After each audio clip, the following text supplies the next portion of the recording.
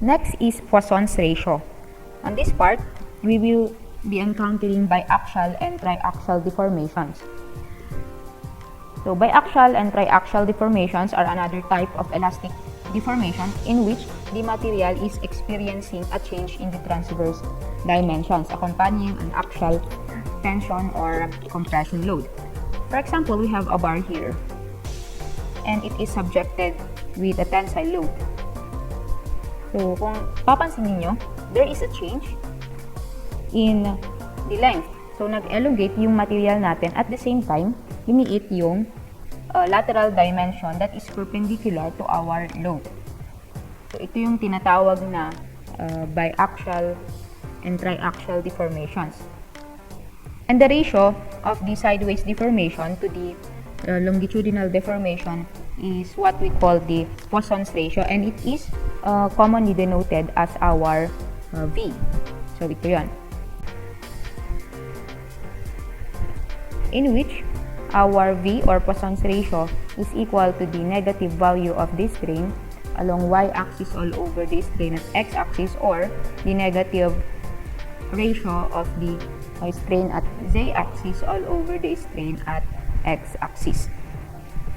So this is the formula for Poissons ratio, and commonly our steel lies in the range of 0.25 to 0.3, and for concrete the Poissons ratio is equal to 0.2. So for biaxial deformation, if an element is subjected simultaneously by a tensile stress, we have here the formula for the strain in x direction and strain at the y direction. So strain in x direction is equal to the stress along x direction all over the modulus of elasticity minus the Poissons ratio multiplied by the stress at y direction all over the modulus of elasticity of that material, or can be denoted by this formula. And also, our strain at y direction is reflected on this part. And for triaxial deformation, we have the strain at all three directions, for x, for y, and for z. So these are the important formulas for biaxial and triaxial deformations. And a very important relationship among our constants, a modulus of elasticity, modulus of rigidity, and Poissons ratio is given by this formula,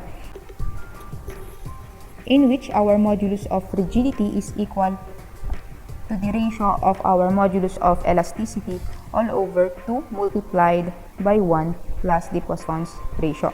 So these are the relationship between our constants. Another one, we have our bulk modulus of elasticity or modulus of volume expansion K, in which it is equal to our modulus of elasticity all over 3 multiplied by 1 minus twice of our Poissons ratio, or it is equal to our stress all over the change in the volume divided by the original volume.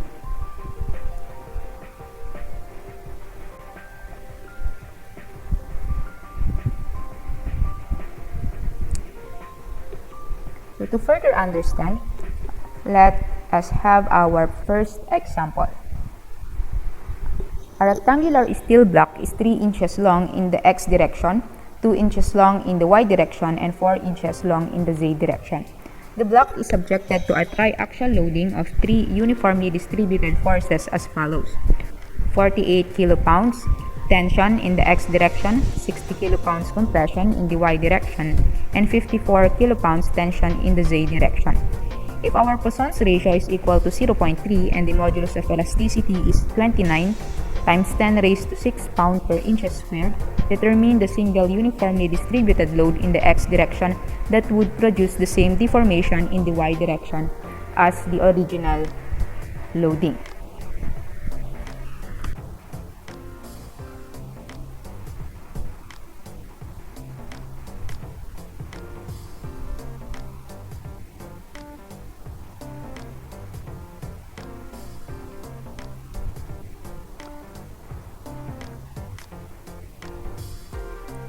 So we have a rectangular steel block that is 3 inches long in the Z direction, 2 inches long in the Y direction, and 4 inches long in the Z direction. And it is subjected to a triaxial loading. So for X direction, we have 48 kips in tension. So at X direction, it is 48 kips tension.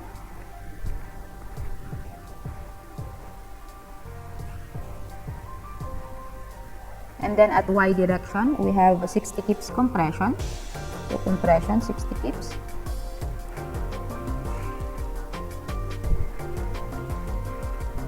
And at the Z direction, we have 54 kips tension. So along at this part, we have 54 kips.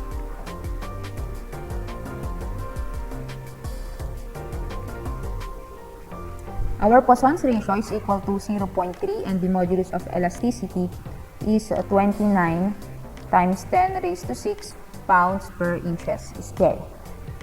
So we will determine the single uniformly distributed load along the X direction. We have our formula for strain along Y direction. So our strain is equal to 1 all over the modulus of elasticity multiplied by stress along Y direction minus Poissons ratio of stress at X direction plus stress along Z direction. So determine muna natin yung stresses at each direction. So stress at X direction is equal to 48 times 10 raised to 3 pounds all over the cross-sectional area is 2 multiplied by 4, so inches squared. So it is equal to 6,000 pounds per inches squared. And for stress along Y, we have compression, so negative 60 times 10 raised to 3 all over cross-sectional area is 3 multiplied by 4. So it is equal to negative 5,000 pounds per inches squared. And for the stress along Z direction, so tension siya, so 54 times 10 raised to 3 divided by 3 multiplied by 2. So it is equal to 9,000 pounds per inches squared. So our next step is to substitute the values along here. So for strain at Y, our modulus of elasticity is 29 times 10 raised to 6 pounds per inches squared multiplied stress along Y, so negative 5,000 minus our Poissons ratio is 0.3 multiplied by, so ilagay ko na lang dito, multiplied by our stress at X direction, 6,000. Stress at Z is 9,000. So our strain along Y direction is equal to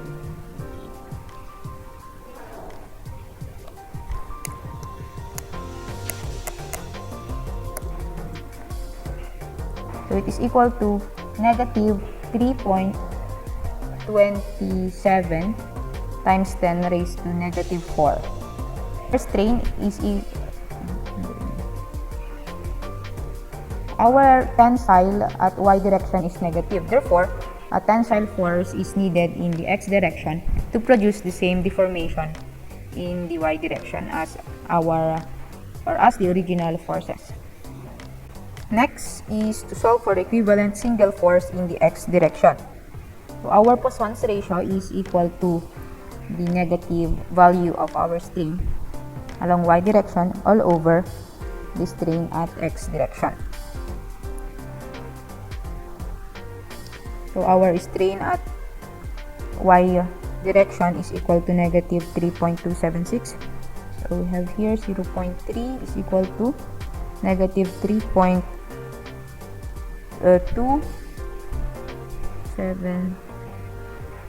times 10 raised to negative 4. So we have negative there. So enclose lang natin, negative all over the strain at X direction. So our strain at X direction is equal to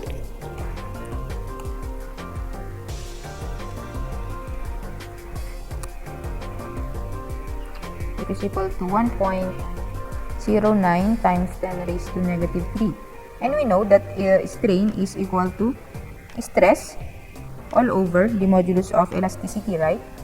So it is equal to 1.09 times 10 raised to negative 3. Substitute lang natin yung modulus of elasticity by 29 times 10 raised to 6 pounds per inches squared. Therefore, our stress along x direction would now be equal to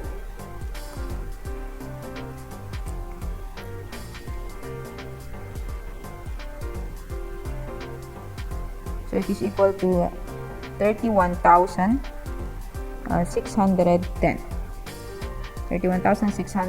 pounds per inches squared.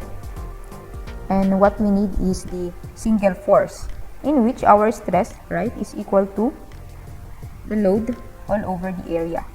So 31,610 pounds per inches squared all over the area along x is 2 times 4 inches squared.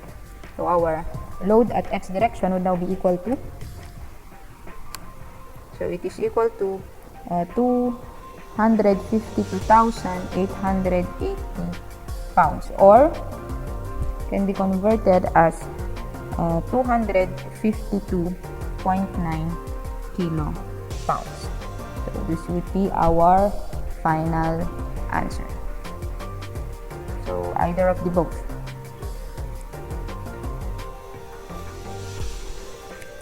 Next, a 2 inches diameter steel tube with a wall thickness of 0.05 inch just fits in a rigid hole. Find the tangential stress if an axial compressive load of 3,140 pounds is applied. Assume that our Poissons ratio is equal to 0.3 and neglect the possibility of backwing. So we have a rigid wall or a rigid hole.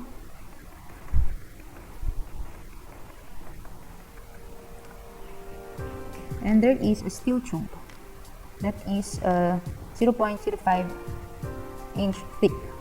So, gawin lang natin.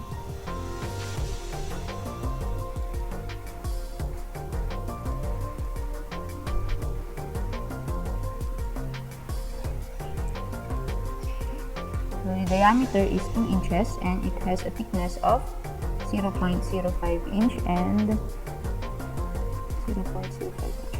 So if I will draw the top view of this elevation, so parang ganito.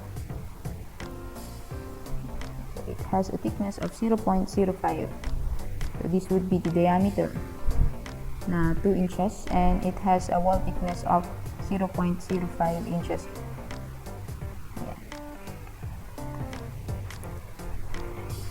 So our Poissons ratio is equal to 0.3 and our axial compressive load is 3,000. So a load of 3,140 pounds is being applied. So P is equal to 3,440 pounds.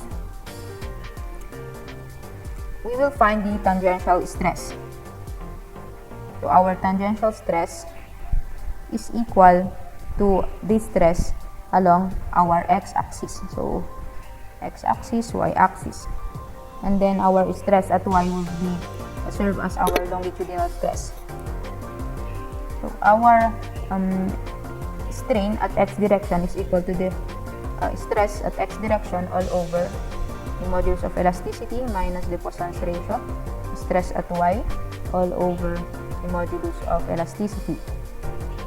So we know that there will be no deformation along x-axis because the walls are rigid. So kung magkakaroon man ng deformation, the change in height, so for example this height, change in height lang yung magkakaroon or makaka-experience ng deformation, yung height lang. So, di ba yung strain at x natin is equal to deformation all over length.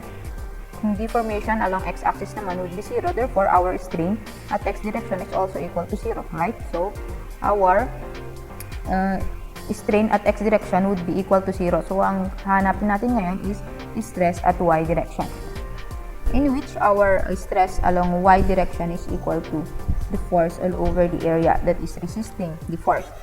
So, our force is equal to 3,400 or 3,140 pounds.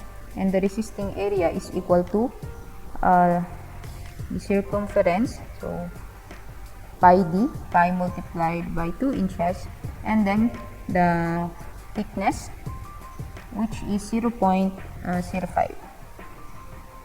So our stress at y is equal to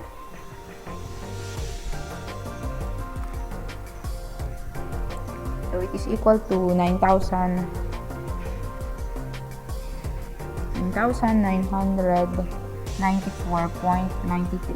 pounds per inches squared. So, substitute lang natin dito at this part. So, 0 is equal to our stress at x direction, our modulus of elasticity, so E, minus Poissons ratio of 0.3. Stress at y is 9,994.93 pounds per inches squared all over the modulus of elasticity. So, transpose lang natin.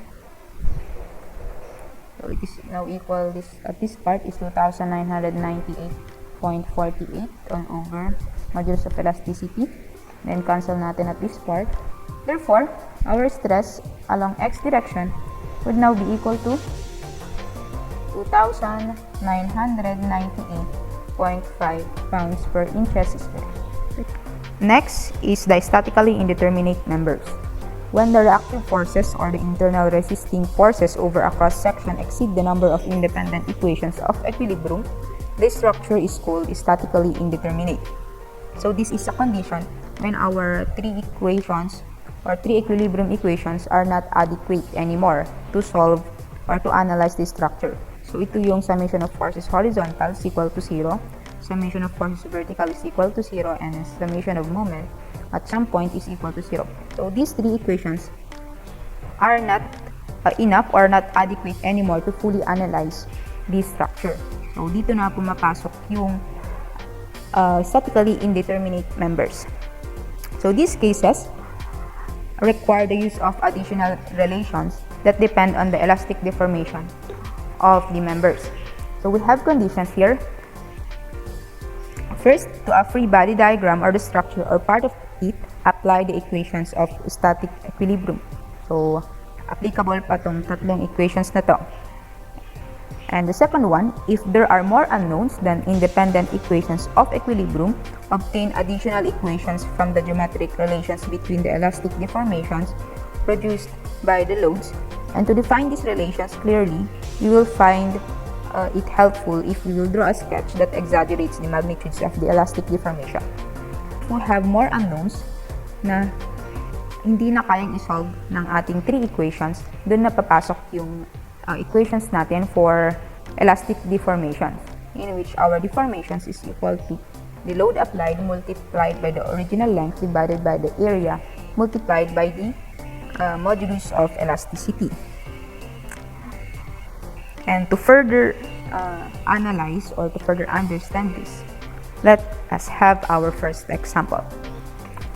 Example number 1. The short concrete post is reinforced axially with 6 symmetrically placed steel bars, each 600 square millimeter in area. If the applied load is 1000 kN, compute the stress developed in each material.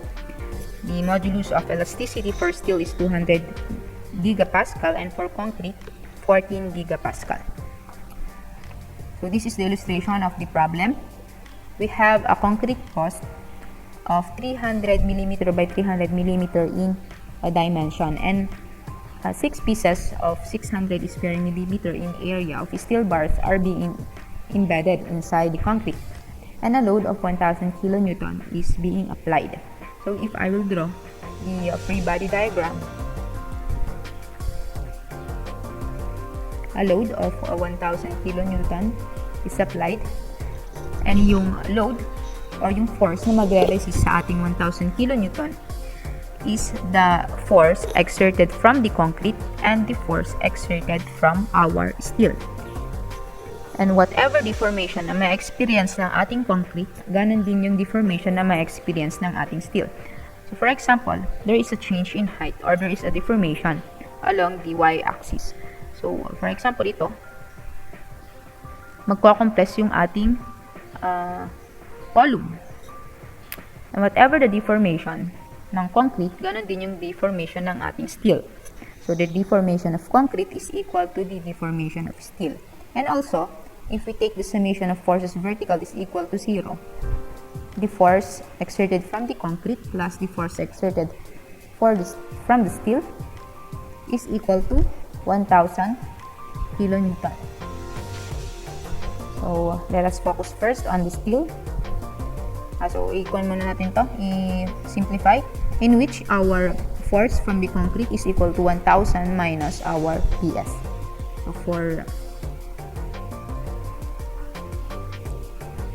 for our steel, the deformation of steel is equal to the force from steel multiplied by the length all over the area multiplied by the modulus of elasticity, in which yung PS natin, lagay ko na lang dito, PS multiplied by the length, the area of the steel is 6 pieces of 600 square millimeter multiplied by the modulus of elasticity of 200 megapascal. Let us simplify. Therefore, deformation at steel is equal to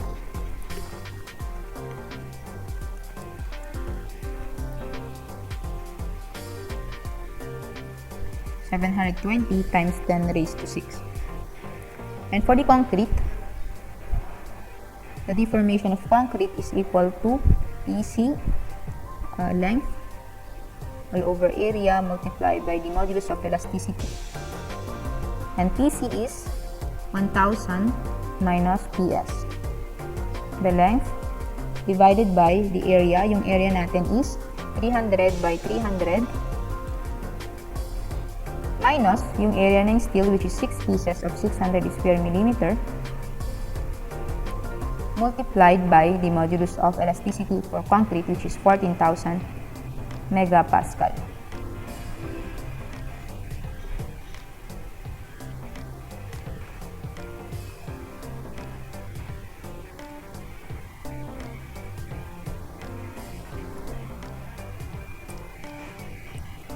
So it is equal to 1,000 minus PS multiplied by the length all over 1.296 times 10 raised to 9. And from this equation, the deformation of steel is equal to the deformation of concrete. So equate lang natin yung equation 1 and equation 2. So PS multiplied by the length all over 720 times 10 raised to 6 is equal to 1,000 minus PS multiplied by the length all over 1.2096 times 10 raised to 9. So cancel yung L. Therefore, our PS is equal to, so using your calculator to solve for the load or the force exerted from our steel, 373.13 kilonewton, and substitute lang natin at this equation, change ko yung PS into 373.13 para makuha natin yung PC. Therefore, the force exerted from the concrete is equal to, so it is equal to 626. So 626.87 kilonewton. So this is the force from the steel and for the concrete. Ito yon. And we are now ready to compute for the stress coming from the steel and from the concrete.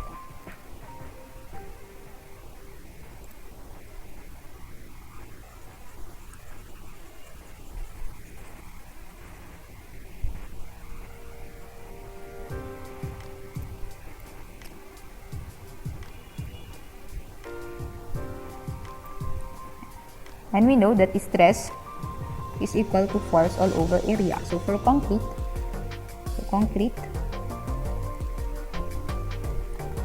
626.87 kilonewton, or let's say 10 times 10 raised to 3 newton all over the area ng concrete natin. It is 300 by 300 minus the area of steel, 6 times 600. So the stress from concrete is equal to 1,000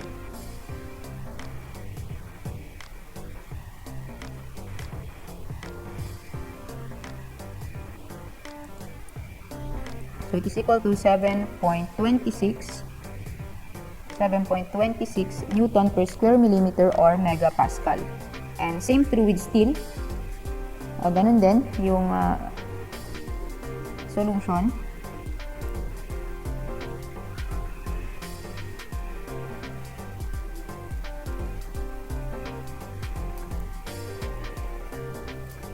So for steel, PS all over area, PS is equal to 373.13 times 10 raised to 3 Newton all over the area, 6 multiplied by 600 square millimeter. So it is equal to, the stress is equal to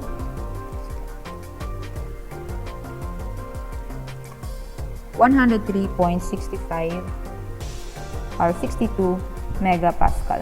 So this would be the stress required. For concrete, 7.26, and for steel, 103.62 megapascal. Next, a rigid block of mass M is supported by 3 symmetrical spaced rods as shown. Each copper rod has an area of 900 square millimeter. The modulus of elasticity for the copper rod is 120 gigapascal and the allowable stress is 70 megapascal. The steel rod has an area of 1,200 square millimeter. Modulus of elasticity of 200 gigapascal and the allowable stress is 140 megapascal. Determine the largest mass which can be supported.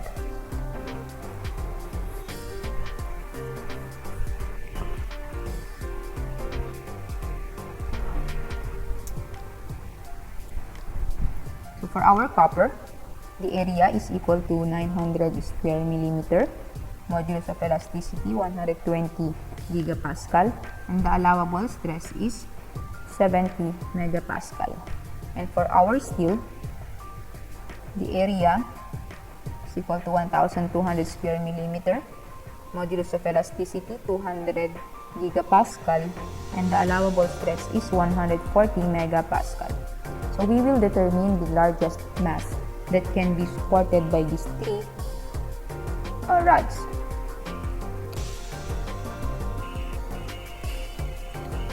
And we know that whatever the deformation na ma-experience ng ating copper is equal to the deformation din ng ating steel, in which our deformation is equal to PL all over AE. And yung P over A natin is our stress. Therefore, our deformation is equal to stress multiplied by the length all over the modulus of elasticity. So using this equation, so stress from concrete, or for copper, multiplied by the length all over the modulus of elasticity is equal to, for the steel,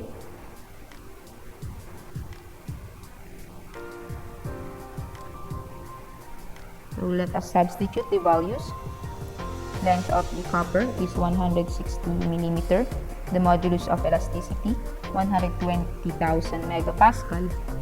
And stress for S is equal to, yung length ng ating steel is 240 millimeter. The modulus of elasticity is 200,000.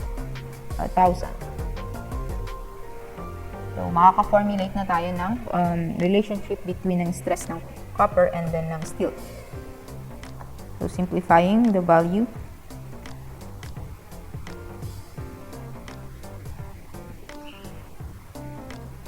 so all over 750 is equal to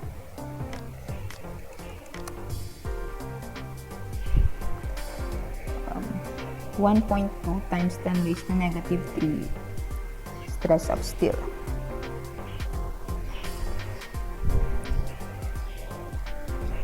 So if we will try to substitute the value for the allowable stress in copper, so i-write ko lang dito.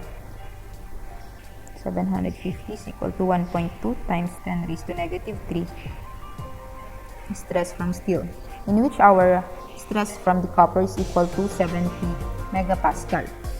So 70 divided by 750 is equal to 1.2 times 10 raised to negative 3 stress from steel. Therefore, the stress from steel is equal to 1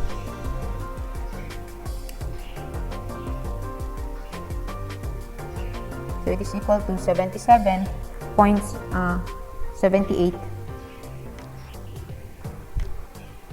megapascal. And we know that it is lesser than the allowable stress from steel, which is 140 megapascal. Therefore, it is acceptable, or this is okay. And for our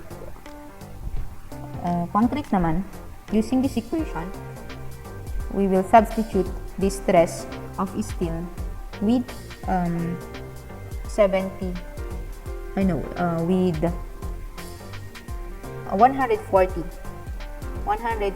megapascal. So, substitute lang natin yung stress ng S with 140 para makuha natin yung stress ng copper. So, our stress from copper is equal to, so again, substitute lang yung 140 with this one.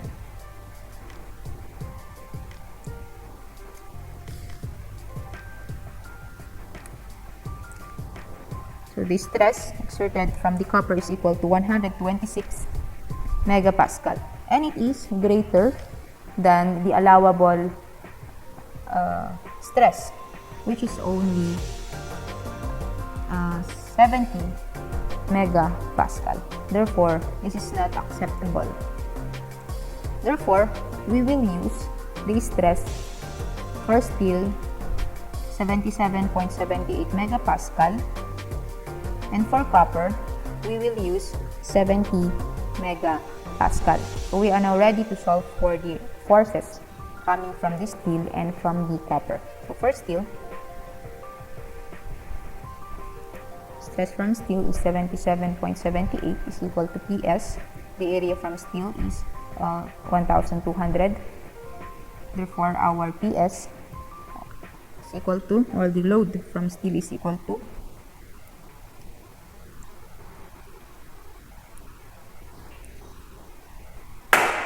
so it is equal to 93,336 Newton. And for our concrete, or copper, 70,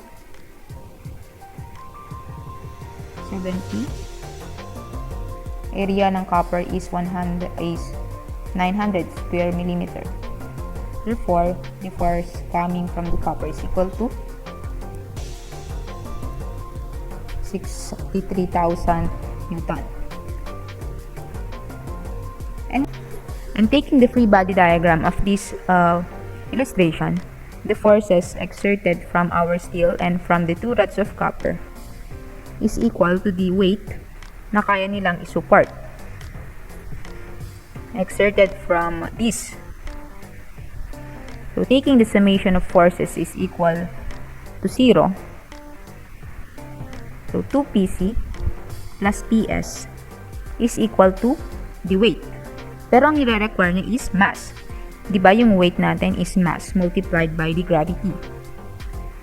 So, substitute lang natin yung PC and PS at this part. So, twice the force from the copper, which is 63,000 Newton, plus yung PS natin, which is 93,336 Newton, is equal to mass, and yung gravity natin is 9.81 meter per second squared. Therefore, our mass is equal to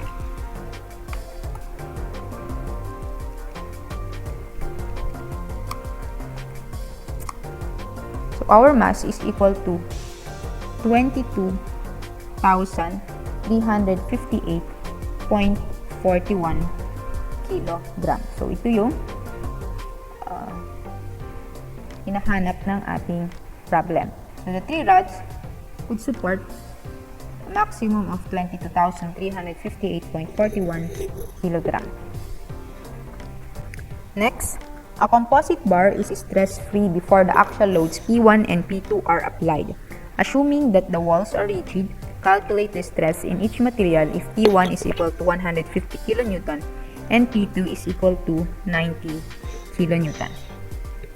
So we have here a rigid walls. And drawing the free body diagram of this one, merong force na nag-exert here, horizontal force. So let's take this as AH and this one is BH.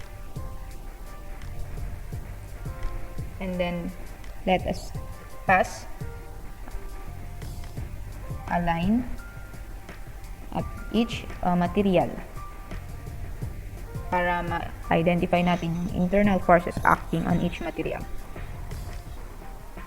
So for the first part, at this point, by the way, if yung walls natin are rigid, it exerts horizontal, vertical, and a moment. But since horizontal forces lang yung ating given forces along the rods, horizontal force lang yung i-consider natin. So we have here AH. This is A and this is A. And then the force, the internal force acting on the aluminum. So let's take it as PA. So taking the summation of forces horizontal is equal to 0. AH is equal to the force acting from the aluminum. Next one, AH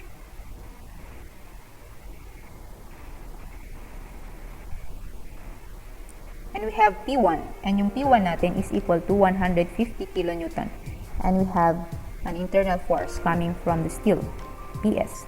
So taking the summation of forces horizontal is equal to 0. So AH minus 150 plus PS is equal to 0. Therefore, PS is equal to 150 minus AH. And then the other one,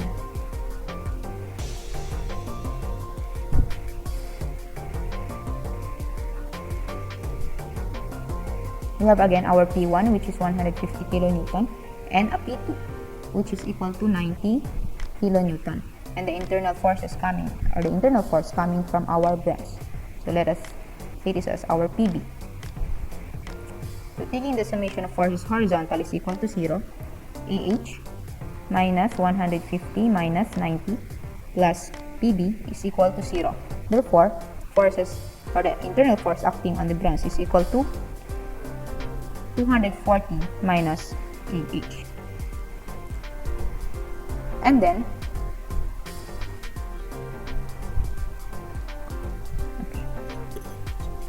then as you can see, there is a force that is applied in the aluminum that tends to shorten our aluminum bar, and also from the steel. Kung i-drawing natin dito, kung i-draw natin yung deformation ng ating bar, it may look like this.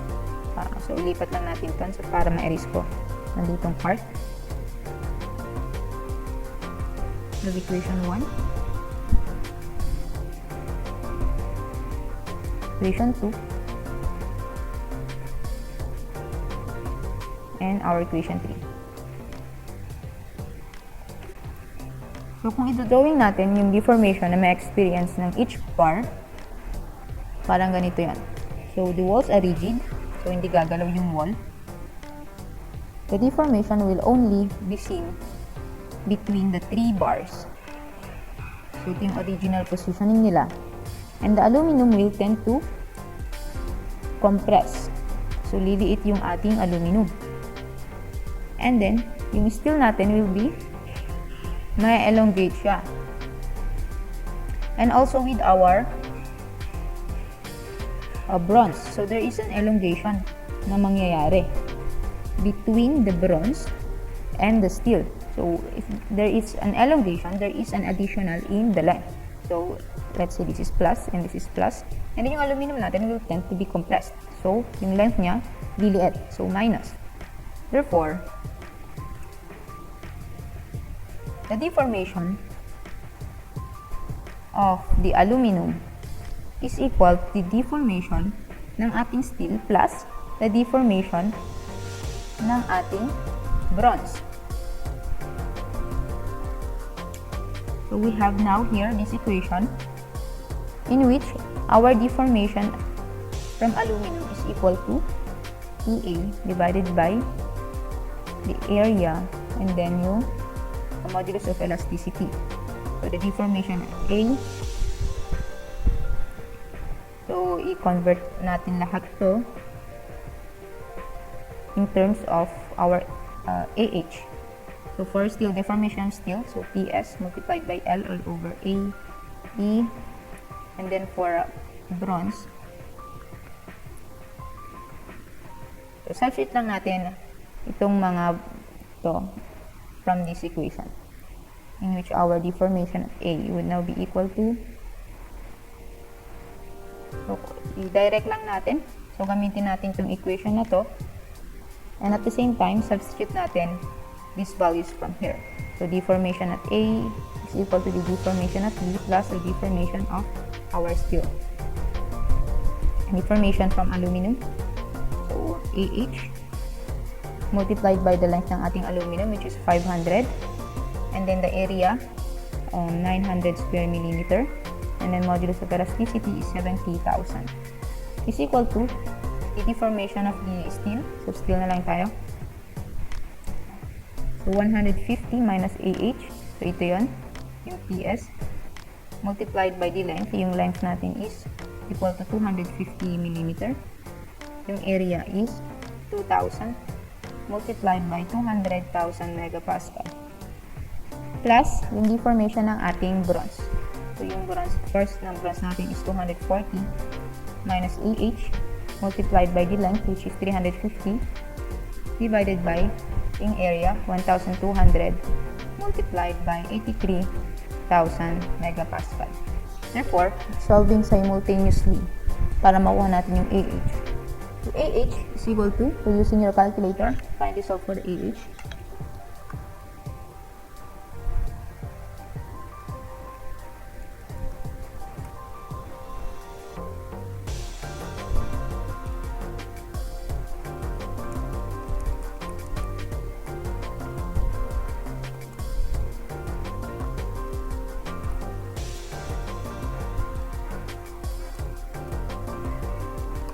So our AH would now be equal to 77.6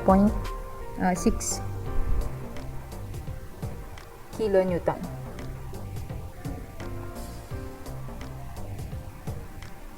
So i-substitute natin yung value ng AH on these equations, makukuha natin yung forces exerted from the aluminum, steel, and bronze respectively.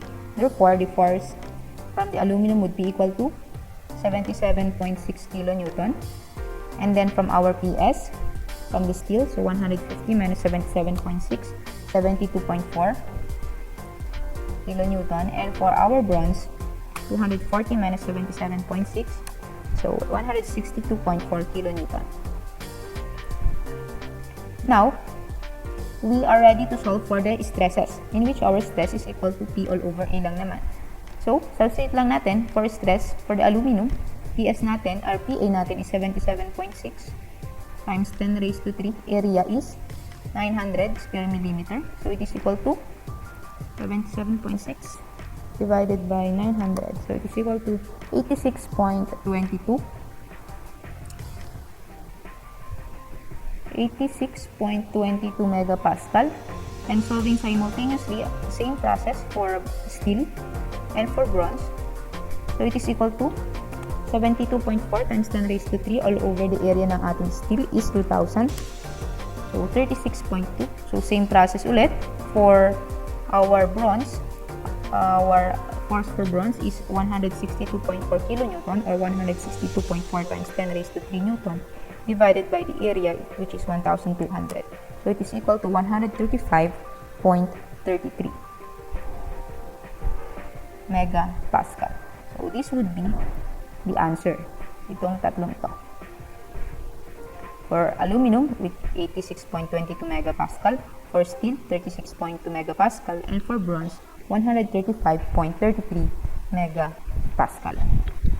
For the last example, the two vertical rods attached to the light rigid bar is shown and they are identical except for the length. Before the load was attached, the bar was horizontal and the rods were stress-free. Determine the load in each rod if W is equal to 6,600 pounds. So, drawing the free body diagram of the illustration, we have the force A and force B. And we have a weight attached, and it is equal to 6,600 pounds. So, let's say this is at point C. So, taking the moment at point C is equal to 0. So negative FE, moment arm is 4, minus FB, moment arm of 8, plus 6,600, moment arm of 10 is equal to 0. So taking the equation in terms A and B, so FA would now be equal to, so negative 6,000 of 66,000 plus 8 FB all over 4. So our FA is now equal to 16,500 minus 2 FB. And then if I will draw the deformation of A and B, parang ganito yan. So, at first, the original position of the rod is still horizontal. And when the weight is being applied, syempre, magkakaroon ng deformation. And I will exaggerate yung deformation na mangyayari. So, parang ganito yan. The bar A and bar B will experience a deformation of A and deformation ng B. So, taking the ratio and proportion between deformation of A and B, so deformation of A all over 4 feet is equal to deformation of B all over 8 feet. So deformation of A now is equal to 0.5 of the deformation of B. And we know that deformation is equal to PL all over AE. So sa ating aluminum, or sa ating point A, for A, it is equal to 0.5 ng ating deformation of B. So, FA, the length is 4 feet. The area and the modulus of elasticity is just the same. Kasi same materials, they are both identical. And then 0.5 deformation ng B multiplied by the length, which is 6 feet all over AE. So, we can now cancel A, E, and AE.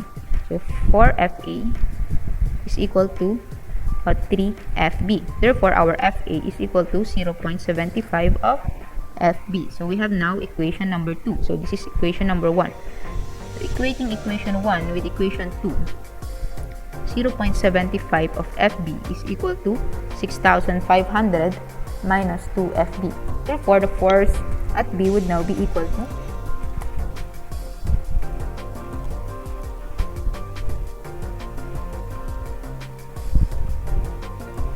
FB is equal to 6,000 pounds. And solving simultaneously for force at A, it would now be equal to, so using equation 1 or equation 2, so it is equal to 4,500 pounds. Therefore, this would be our final answer. Our last topic for chapter 2 is about thermal stress. And it is well known that changes in temperature cause bodies to expand or contract, and the amount of linear deformation is expressed as the linear deformation due to thermal stress is equal to alpha, or the coefficient of linear expansion, multiplied by the length multiplied by our temperature change, in which our linear deformation can be expressed in meter that degree Celsius for SI and inch that degree Fahrenheit for English system, and delta T, or the temperature change, is just equal to the difference of the final and the initial temperature. If temperature deformation is permitted to occur freely, no load or stress will be induced in the structure. But in some cases where temperature deformation is not permitted, there is an internal stress that it is being created, and this term, or this internal stress, is commonly termed as the thermal stress. So we have two situations here. First is for a homogeneous rod that is mounted between unyielding supports. So we have here a rod that is mounted between unyielding supports, and it is experiencing certain deformation. And these deformations are due to temperature change and due to axial stress. So for temperature change, we have this equation. And for deformation due to axial stress, we have our PL all over AE, in which our load all over the cross-sectional area is our stress. So if we take the deformation due to temperature change is equal to the deformation due to axial load or axial stress, we have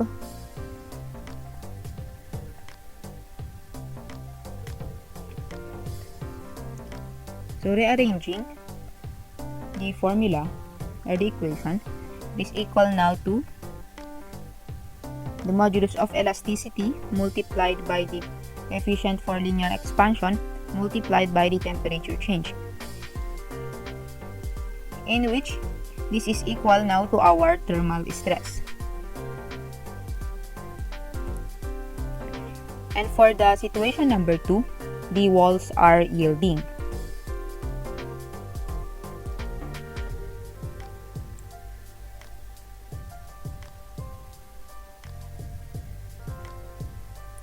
So for example, this is the original position of the wall, and the wall is yielding at a distance x.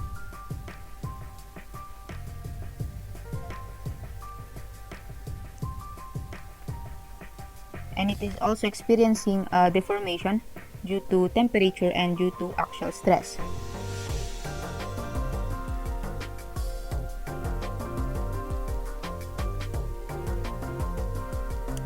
So we have now the deformation due to thermal change is equal to x plus the deformation due to axial stress, in which our deformation of our thermal change is equal to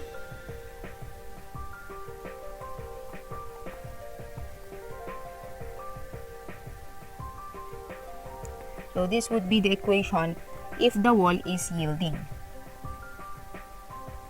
at a certain distance x. And take note that if the temperature rises above the normal, the rod will be experiencing a compression, and if the temperature drops below normal, the rod is in tension. So for our example number 1, a steel rod is stretched between two rigid walls and carries a tensile load of 5,000 Newton at 20 degrees Celsius. If the allowable stress is not to exceed 130 megapascal at negative 20 degrees Celsius, what is the minimum diameter of the rod?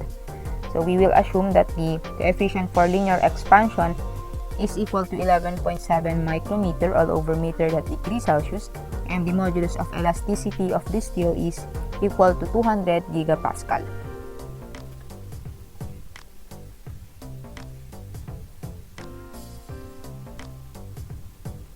So the rod is experiencing a tensile or is carrying a tensile load of 5,000 Newton.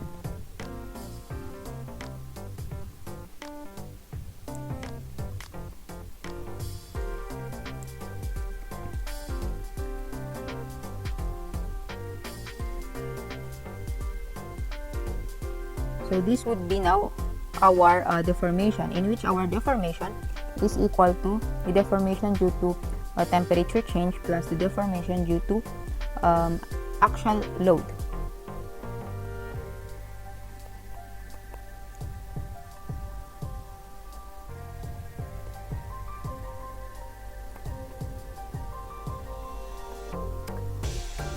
So the allowable stress of the rod is not to exceed 130 megapascal at negative 20 degrees Celsius. We can now cancel out M here, and the allowable stress is 130 megapascal, so we can substitute now here 130. The modulus of elasticity is 200 gigapascal or 200,000 megapascal. So let us take this as Newton per square millimeter. Our coefficient for linear expansion is 11.7 times 10 raised to negative 6. And then meter all over meter dot degrees Celsius multiplied by the temperature change, which is the temperature change is 40 degrees Celsius, and the load is 5,000 Newton. So area, and then our modulus of elasticity is 200,000 Newton per square meter or square millimeter. Therefore, our area is equal to 137.36, and we are left with square millimeter. And our rod is circular in cross section. So it is equal to, area is equal to pi d squared all over 4. So we will substitute area with 137.36. Therefore, our diameter is equal to 13.22 millimeter. For the next example, at a temperature of 80 degrees Celsius, a steel tire of 12 mm thick and 90 mm wide that is to be shrunk onto a locomotive driving wheel 2 meters in diameter just fits over the wheel, which is at a temperature of 25 degrees Celsius. Determine the contact pressure between the tire and wheel after the assembly cools to 25 degrees Celsius. Neglect the deformation of the wheel caused by the pressure of the tire. So assume that the coefficient of linear expansion is equal to 11.7 micrometer all over meter that degrees Celsius, and the modulus of elasticity is equal to 200 gigapascal. So we have here a wheel. It is 2 meters in diameter and it has a thickness of 12 millimeters. The internal diameter is 2000 millimeters. So if I will pass a plane through the tangential or the longitudinal part, it will look like this one.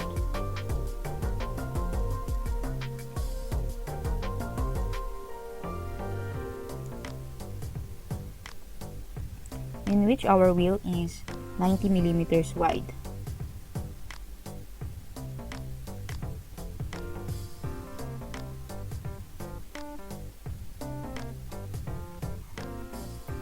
So the width of our wheel is 90 millimeters.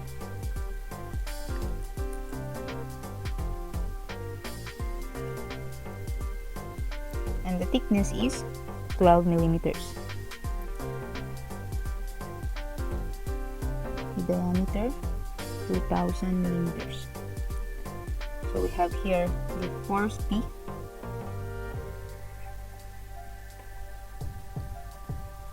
and the force due to internal pressure F. So the problem states that we will neglect the deformation of the wheel caused by the pressure of the tire. So the deformation is only caused by the temperature change.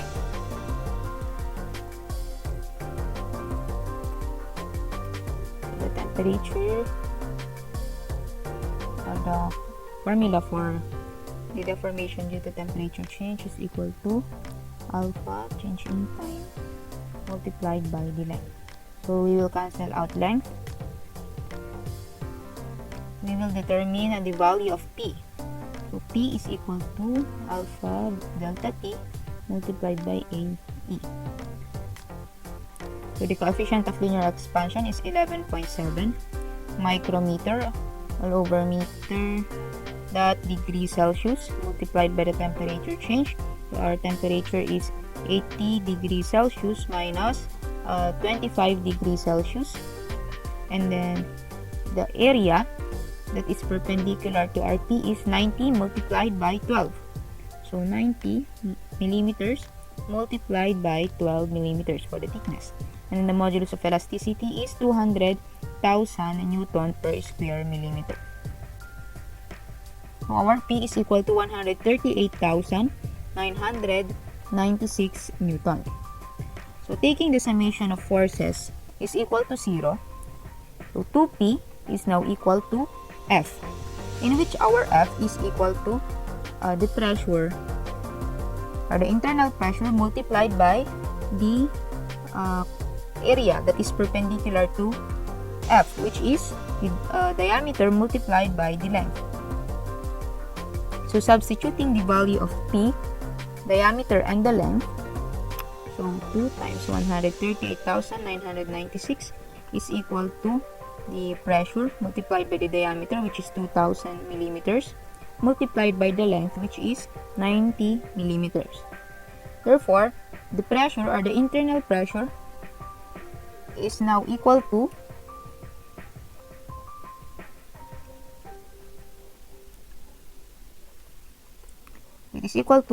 1.54 megapascal. So the contact pressure between the tire and the wheel will now be equal to 1.54 megapascal. Next example, a rigid bar of negligible weight is supported as shown. If W is equal to 80 kN, compute the temperature change that will cause the stress in the steel rod to be 55 megapascal. Assume the coefficients of linear expansion are 11.7 micrometer all over meter, that degrees Celsius for steel, and 18.9 for bronze.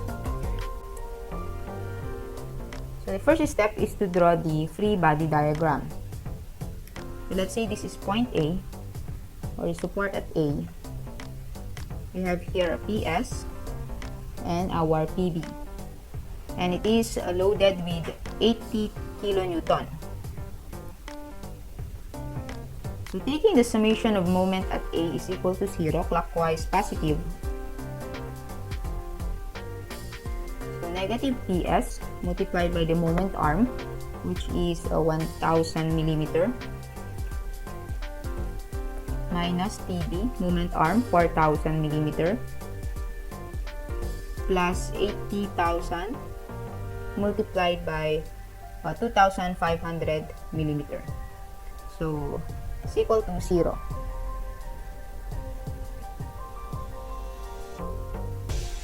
And we know that stress is equal to P all over A.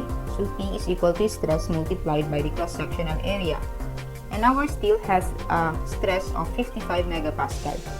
So 55 megapascal, the cross-sectional area is 320, moment arm 1000, and our stresses B is unknown. So multiplied by the cross-sectional area of 1300, moment arm 4000 plus 80,000 multiplied by 2500 is equal to 0. So solving for the value of stress for bronze is equal to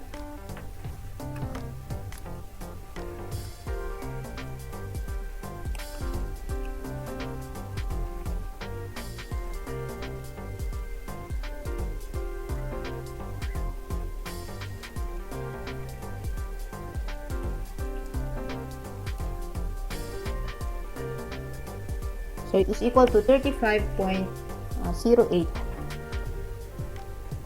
megapascal. Next step is to draw for the deformation. So if we load the 80 kilonewton at the rigid bar, it will be no longer in horizontal position. So the bronze and the steel rod will experience deformation. So let's say this is the rigid bar and it is no longer in horizontal position. The steel rod will experience deformation, and also with the bronze. So by ratio and proportion, the deformation of a steel bar all over 1 meter is equal to the deformation of bronze all over 4 meters. So the deformation of each bar is caused by the temperature change and by the axial loads. Deformation now for steel is equal to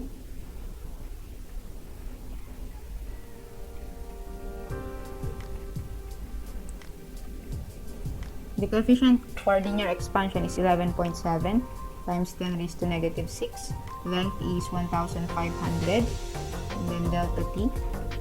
Plus the stress is 55 megapascal divided by the modulus of elasticity, which is 200 gigapascal. It's equal to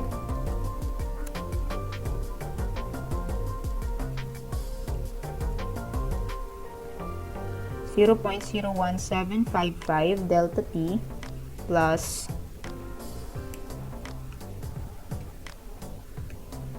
0.4125. And for the bronze, 18.9 times 10 raised to negative 6, length is 3000 millimeters, delta T plus 35.08 as we have completed earlier, multiplied by 3000 all over 83 gigapascal. So it is equal to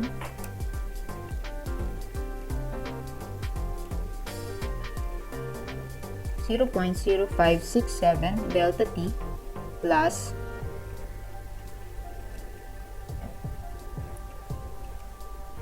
1.27. So substituting these values on this equation, so 0.01755 delta T plus 0.4125 all over 1 is equal to delta D, which is 0.0567 delta T plus 1.27 all over 4.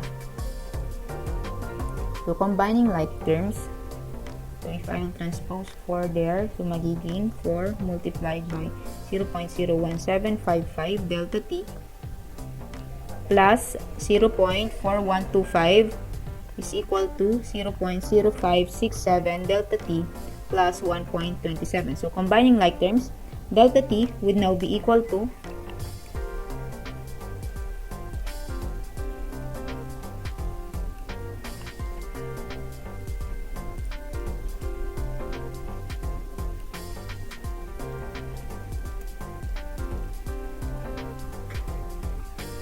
our delta T is equal to negative 28.15 degrees Celsius.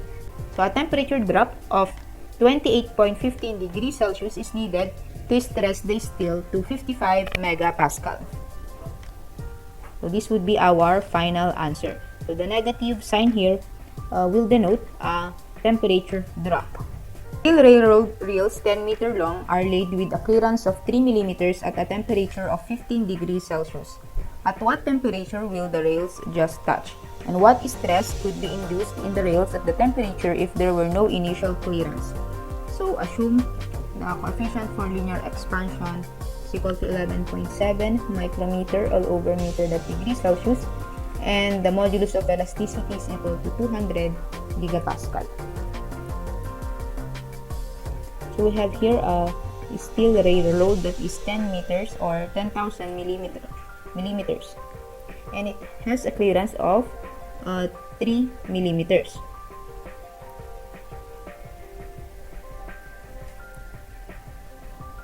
So deformation is equal to 3 millimeters. So we will solve for the temperature or the final temperature that would touch the rails, or that will elongate the rails into 3 millimeters.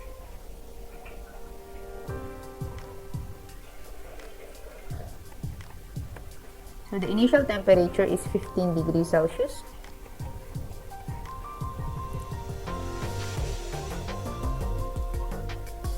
So the total deformation is equal to, so the deformation is equal to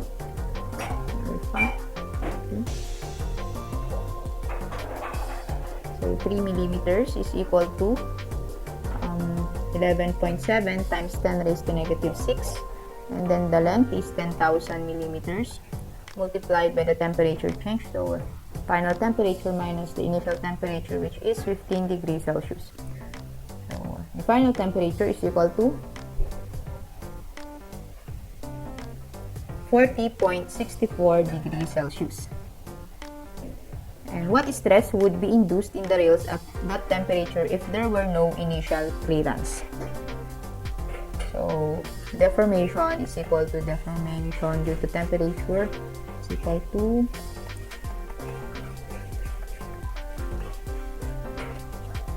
so we are finding for the stress. So stress is equal to, so we have here the values. So direct substitution, 11.7 times 10 raised to negative 6 The temperature change is 40.64 minus 15 degrees Celsius, and then the modulus of elasticity is 200,000 megapascal. Therefore, the stress is equal to